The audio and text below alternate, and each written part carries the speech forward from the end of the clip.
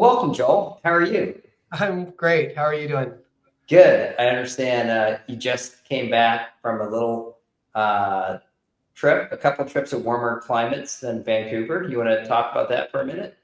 Yeah, well, in Canada in February, everybody needs to get out of here to get a little bit of sun. So we had a nice Yeah. trip down to Arizona to watch the Super Bowl with my partners Chris and Mark and a bunch of folks in and around our network, and then got to head down to Punta Mita with the kids for a couple of days. So it was a great little break. Cool. Yeah, I guess the other option, of course, for folks in Vancouver is go to the mountains like Whistler. That's a great option for you guys too. Oh, of course. Yeah, we've had our fair share of ski days this year, and yeah, we've had a great season so far. So I wanted to get a little bit into your backstory. I guess we've already said you're Canadian, you're in Vancouver, great city. So give us a little background about yourself. Yeah, I'm from Vancouver, one of the few that's still here. I did school out in Montreal, and when I was graduating from McGill, I actually planned on moving to Manhattan because when you're going to school in the Northeast, there's kind of just this magnetism that comes from either working in Toronto or working in New York. And so I had a job to head down there after school, but ended up coming back to Vancouver and starting an IT services company. I had spent my youth working in an IT department. And so we started a company called Packet Safe Networks, super nerdy name. We were keeping your Love it. packets safe by doing some cool network security stuff. We built, manufactured our own OpenBSD firewalls and did Wow. some really fun stuff. So And you're a tech geeky kind of guy. It sounds yeah, like. yeah, a Your techie. package is brilliant. I never heard that name, but I absolutely love it. What a name. Good Yeah. marketing too. Yeah.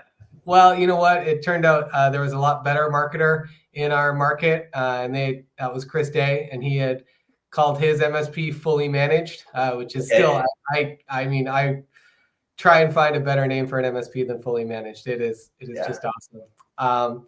And so he was dominating the local market, and as we transitioned away from more nerdy network security stuff to more general IT services, I got in touch with him one day, and we ended up acquiring our little company, and I joined him, and that's when really this whole journey started. Give us the time frame for that. Yeah, I had my MSP for about 10 years, and Mhm. then joined forces with him in 2013. 2013. Okay, so you're one of the originals in the MSP space. I'd say. Right. Yeah, I mean, when I saw what Fully Managed was doing, they were doing fixed fee agreements. They had great gross margins. They had entire they had standardized their entire customer infrastructure onto a fairly standardized stack. And it didn't hurt that Chris was running what ended up being the predecessor for IT Glue and a bunch of systems that are still ahead of their time or were still ahead of their time even back then. And so, he obviously spun IT Glue out of Fully Managed. We kept scaling Fully Managed. We joined forces with Mark Scott in 2018, who was running a really sophisticated MSP in Ontario. And we had set our sights on being in 10 cities, having 10 million in revenue in each city, and getting to 100 million in revenue and selling to a Canadian telco. That was the big goal of Fully Managed. That was our BHAG on our one-page plan. Everybody in the company knew it. And it wasn't a straight line, but we ended up getting to 100 million. And we were actually going to IPO the company. It's a longer story, but TELUS ended up acquiring the company in 2022 with 500 employees and 100 million in revenue. Wow. So you guys were one of the bigger, if not largest, MSPs in Canada. Is that right? Yeah, we were the largest, and we had done, brought together a number of great MSPs through the years through acquisition. There were some great founders, or are still some great folks working at Fully Managed by TELUS Business. I think it was a really mature MSP for its time as well. We had acquired a ServiceNow implementation shop and pushed ServiceNow out as our main system of record, and so it was a fully, enabled MSP running on the ServiceNow platform. We did some really, really cool stuff. We were one of the first big buyers of Cylance before they had an MSP program. So we were talking about endpoint antivirus powered by AI in like 2016, I think. Yeah. 2015 maybe. And so, yeah, I think we did some really innovative stuff. We also really focused on customer success and customer service. And so we had happy customers all across Canada. We had a large service desk based in Prince Edward Island. And so we had a great group of folks out there doing some phenomenal work. So it was truly a brilliant business. Really, really proud of that. So, what I think is really important to note then, as we get to sort of current day, your origin story and that of your partners is as managed service providers. And so, oh, heck yeah. We've got all the scars and scabs. Yeah. Well, you understand this market really well. And it looks like, and maybe IT Glue was sort of that first one. But how did you guys transition from a service provider to a SaaS company?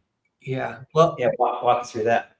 Well, I'm lucky enough to have two general partners, which are icons in the industry. And one of them is story starts before then, and he actually went the other way. He built a software company and then built the service company. And so Mark was one of the original founders of Enable, and so he was selling RMM on a server into environments in the early 2000s, right when Arnie Bellini was getting started with ConnectWise. Right, like the true OGs of the space. Mark was right there, and so he grew that company up, and then that company exited to SolarWinds in 2013. And so he's definitely got that. How do you transform an industry, because they were transforming value-added resellers and service companies into managed service providers. Right. And Chris obviously. I joined him, and then he was building IT Glue. And that was another transformation story for the MSPs. I mean, I remember early MSPs, why do I need a documentation platform? And Chris was out there pounding the pavement, educating the market onto why centralized documentation or just SaaS-based documentation was a necessary pillar of software for every MSP to run. And so he did an incredible job captivating the MSP audience and having all of them embrace documentation, and how that truly impacted every tech's life for the positive, having that system of record. And obviously IT Glue sold in 2018 to Kaseya, and that started the TopDown chapter of all of our lives. Cool. So let's talk about TopDown. I think it's a brand that people are now learning about. And I think this is kind of a big year for TopDown sort of getting out to market. Talk to us about TopDown. What is TopDown? Tell us about what you guys are up to. Yeah. So TopDown started in 2018 after Chris sold IT Glue to Kaseya, and he really wanted a vehicle to reinvest back into the early stage MSP software community. And so he invested in 3 companies out the gate. Quoter, which was actually 2 of the original guys that helped write the code for IT Glue. They had put that project on pause and then restarted it after the exit. And so Chris put some seed capital in there, Mike Walsh and Mike Polga at Quoter. He also invested in Backup Radar, which was Patrick Leonard's company in Louisiana. And he also had been working on a project with his brother called Warranty Master for a couple of years, and that kind of fell underneath the TopDown umbrella as well. And so in 2018, TopDown had 3 companies: Quoter, Backup Radar, and Warranty Master, and they all kind of scaled at their own rates, with Warranty Master kind of outpacing the other 2, transitioning to ScalePad, and then that's a whole other chapter or chapters onto its own, what ScalePad has become today. 250 employees, and Chris now back at the helm as CEO. But TopDown was really kind of the incubator vehicle for each of those 3 companies. And then I can get into how it's expanded since then. Yeah, so that was TopDown, and I know from our relationship. TopDown Ventures started last year. Tell us about TopDown Ventures. Yeah, well, between 2018 and 2024, TopDown made a number of other investments. One in a company called Control Map, where our idea was partnering with the founder of Palav to help bring his GRC product, which was focused on selling to enterprise and mid-market companies, into the MSP space. And so that went really well. We really helped them understand the MSP market, build the right features to serve the MSP market. And so we really kind of felt that we had a good understanding for bringing products that weren't necessarily built for the MSP market to the MSP market. Mm-hmm. We co-founded a company along the way called Produce 8, and that was Chris, Mark, and I found a need. Again, there was a couple companies doing this, non-MSP. One's a company called Active Track that has built great scale today, 50 million in ARR. But they were focused on employee monitoring, focused on the enterprise and mid-market direct customers. And we just thought that there was a better way coming out of the pandemic. And so we built that workforce analytics platform. Then we found another company along the way called Benji Pays, which was doing AR automation and payments. And again, we saw this huge need for MSPs. They were originally building for breweries, and it just started to gain a little cult following in the MSP space. And so TopDown, it founded companies and funded those companies that it founded. It invested in these companies, these early stage companies. And so Chris, Mark, and I kind of put this plan together to say, well, what if we could do this at scale? What if we could impact 12 to 20 companies? We have this incredible group of individuals around us that can help all these companies scale and can connect the dots between the companies and each other and the industry. Let's go bring some additional capital into TopDown and actually make this a venture fund, or now we call it a venture studio, because we both ideate projects from inside of TopDown, fund them, help them get to market, or we, like yourself, invest in companies and great founders that we found that have started outside of the TopDown ecosystem, fund them, partner with them, and help them scale.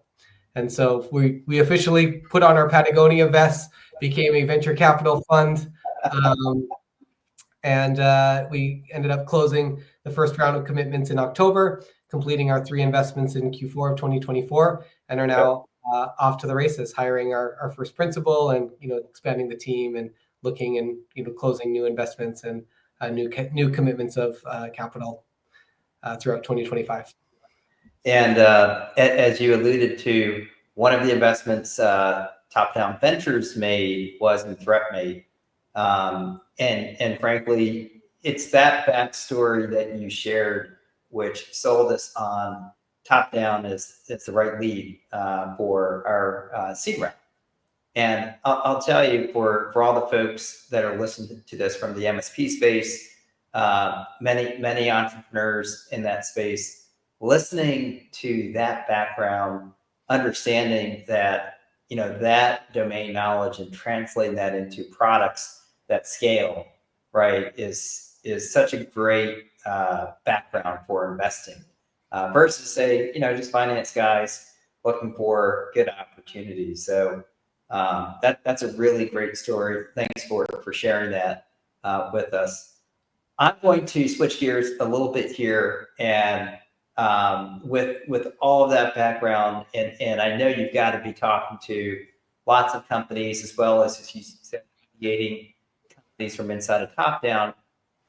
We're now, almost 2 months into 2025. Obviously, in the U.S., there's a lot of uncertainty, I would say, on the political front and what that means in the markets as well. I'm curious, sort of from your seat, what do you see of the market in 2025, both the opportunities for, early stage SaaS companies selling to MSPs, as well as MSPs themselves? What sort of challenges are you seeing on those fronts? We're February 2025 here. That's no secret that the geopolitical situation is dynamic right now. what we've seen throughout our history of operating and supporting MSPs is that MSPs are very recession resilient.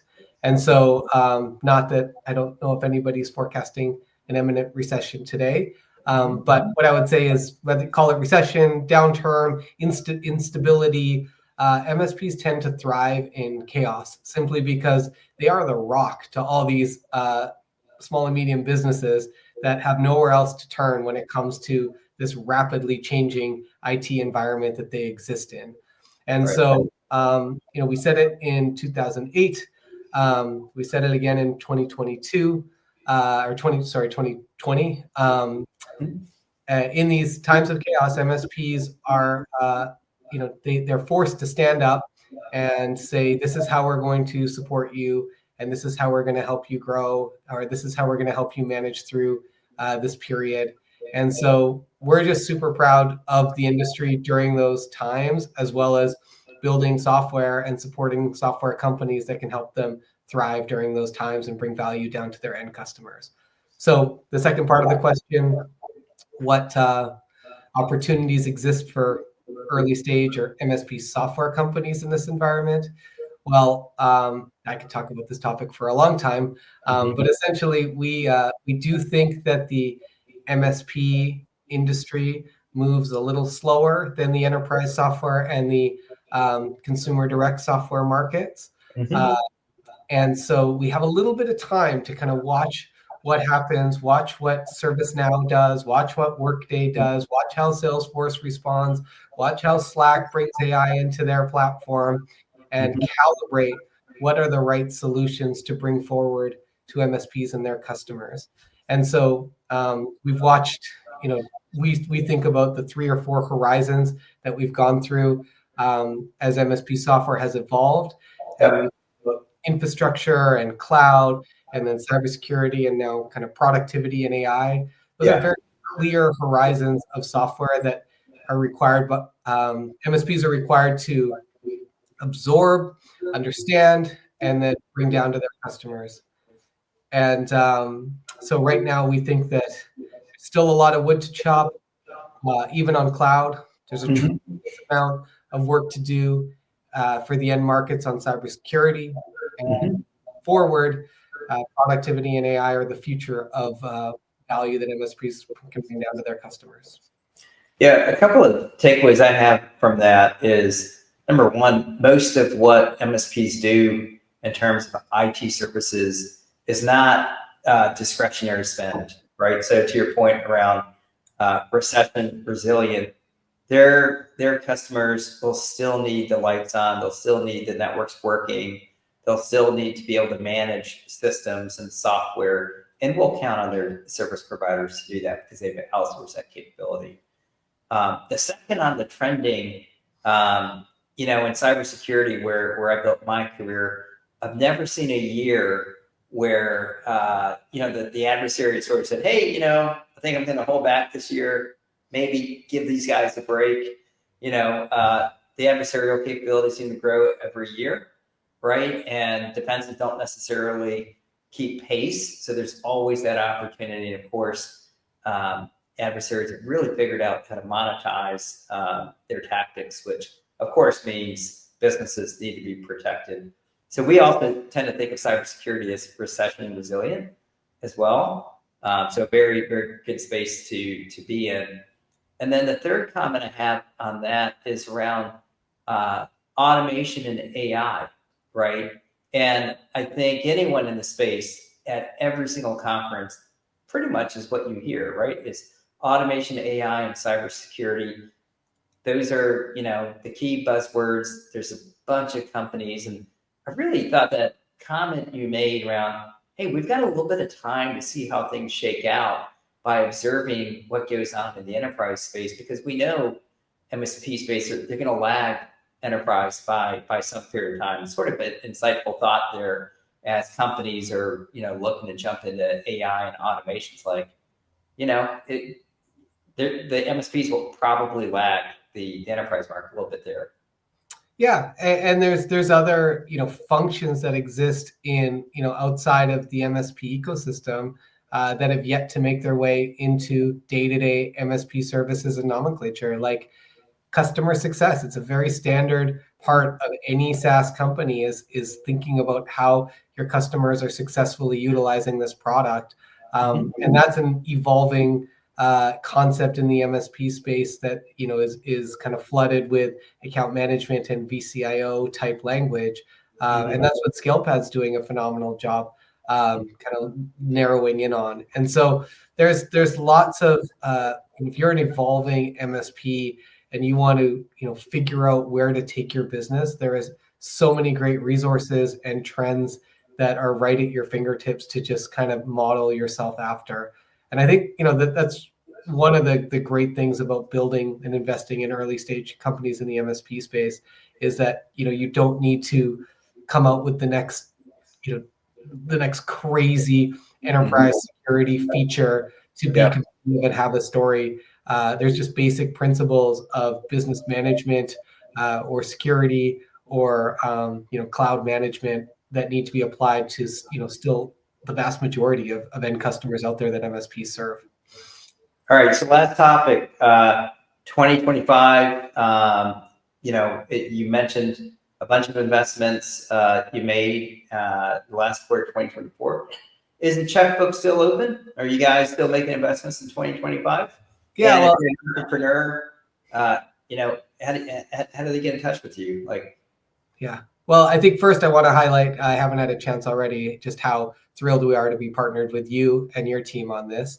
We're super proud that you are our first lead investment. We made 3 investments and you are the first lead. And there's a reason for that. We believe strongly in the mission. We believe that you've built an incredible product, and we know that we have some incredible founders that we get the opportunity to partner with.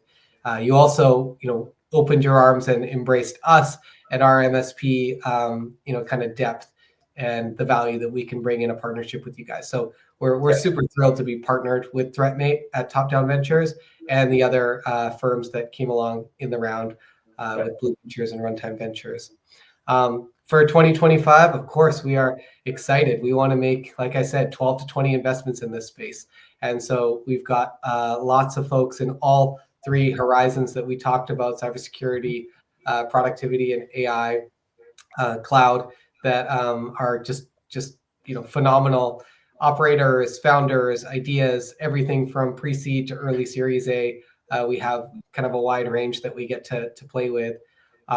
We're also actively soliciting for folks that want to get access to invest in this market to continue to invest in the fund, because we have basically a year until we have to close the fund and we can't take any new investors. And so we'd like to close that fund anywhere from 25 to 40 million. And that just allows us to partner with more and more companies and help them on their growth journey. We have an incredible roster of operating advisors and people within, like I said, the top-down ecosystem that are helping to support the companies. We think that we do much more than just put capital on the balance sheet, but that we actually come with a playbook to help scale and grow within the MSP space. So I'm not super hard to find. I try and be out there on the road as much as I can. I'll be at several conferences in the next coming months.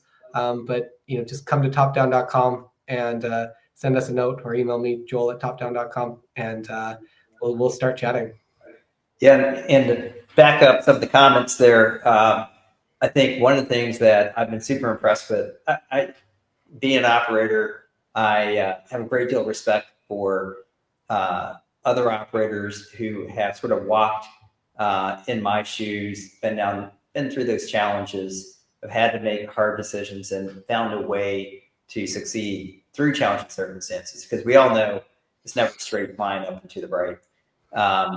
I think what TopDown brings to the table not only is the operator experience of the partners, but getting to know some of the staff that you guys have, some of the resources you're able to pull from some of your companies, including ScalePad and others, has just been so invaluable as a new portfolio company within the TopDown Ventures. So if you're an entrepreneur and you're working in those horizons, if you're not, you need to rethink your horizons. But if you are early stage, this is a great opportunity to talk to Joel and some of the other folks at TopDown. So thanks, Joel, for spending the time with us.